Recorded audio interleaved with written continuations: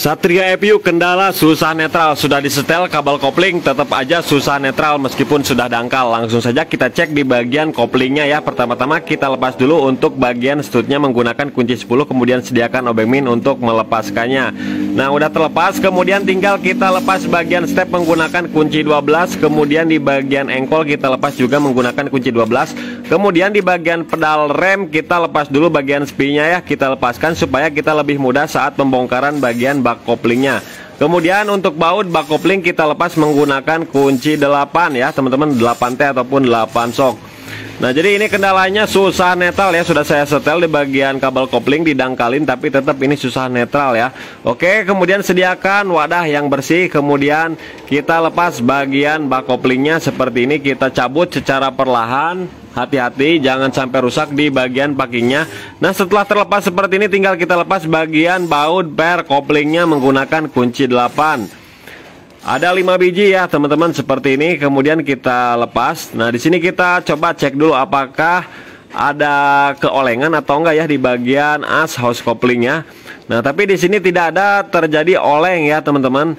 Jadi ini untuk asnya masih bagus, tinggal kita lepas saja. Namun di sini saya curiga di bagian kampas koplingnya ini sudah pada mengeras ataupun hitam-hitam seperti ini ya. Nah kita cek lagi, putar-putar seperti ini, tidak ada kendala goyang ya. Jadi bukan masalah dari rumah kaki 4 ataupun rumah kopling ataupun asnya.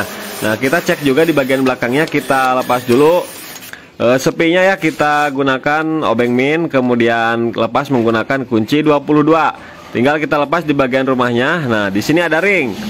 Nah kemudian tinggal kita cek juga di bagian pernya ya. Kalau misalkan ada kocak ya, tinggal kita gunakan obeng min, kita congkel di bagian pernya supaya bisa menekan kembali ya. Oke, kemudian di belakang ada bos dan ada ring ya. Di bagian asnya bearing-bearingnya masih bagus semuanya ya, tidak ada kendala. Tinggal kita pasangkan lagi, pasang ring yang tebal 1 cm, kemudian bos.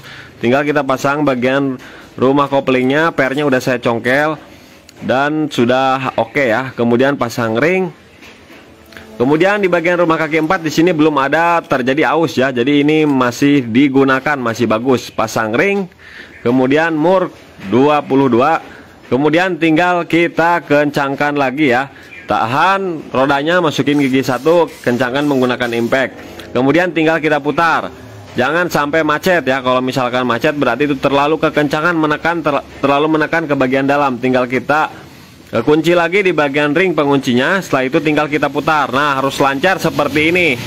Kalau seret itu ada masalah. Nah di bagian kampas koplingnya saya ganti ya teman-teman. Nah saya ganti karena yang lama itu udah bantet dan keras ya. Itu bisa menyebabkan kopling susah netral meskipun udah disetel bagian kabel koplingnya. Oke, tinggal kita proses pemasangan saja seperti ini. Kemudian untuk plat geseknya yang tajam saya menghadap keluar, yang tumpul itu menghadap ke dalam. Nah kemudian kampas kopling, kemudian plat gesek. Dan dipastikan plat geseknya tidak seret di bagian rumah kaki 4-nya. Kalau misalkan plat geseknya seret, susah masuknya, berarti itu dipastikan kopling susah netral ataupun masukin giginya keras. Oke, setelah itu tinggal kita pasang semua komponen-komponennya ya, sambil nanti kita cek lagi. Nah seperti ini harus lancar ya, jangan sampai seret. Kemudian di bagian lawannya ini rumah kaki 4-nya ini masih bagus ya, dan bearing-bearingnya juga masih bagus. Nah kita pasang bearing di bagian stutnya, tinggal kita masukkan sesuaikan dengan topnya. Harus top ya supaya pas saat bongkar pasangnya ataupun saat membuka menutupnya. Jadi enak ya kalau sudah top pas mah. Oke, setelah kita putar udah lancar ya, tidak ada goyang. Tinggal kita pasang bagian per kopling dan bautnya, kita kencangkan secukupnya. Kita gunakan kunci T ya untuk pengencangannya. Namun di sini saya menggunakan impact, itu cuma untuk memasukkannya supaya lebih cepat, dan finishnya saya kencangkan menggunakan kunci 8T karena di sini bautnya rawan patah karena kecil bautnya ya. Oke, setelah kencang semuanya tinggal kita pasang pin dowel ataupun bos ya, 2 buah kanan dan kiri, tinggal kita pasang lagi bagian bak koplingnya. Jadi buat teman-teman semua yang mau praktek di rumah bongkar pasang kopling ataupun ganti kampas kopling itu sangat mudah sekali caranya seperti ini ya.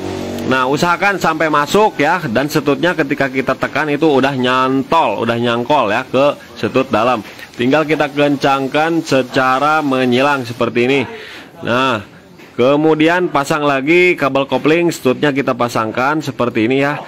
Usahakan setel dulu kabel koplingnya supaya stutnya tidak terlalu maju, jadi usahakan harus agak ke belakang. Kemudian tinggal kita kencangkan lagi menggunakan bautnya ya 10. Kemudian tinggal kita proses penyetelan ya, setel kabel koplingnya sesuai dengan selera dan keinginan.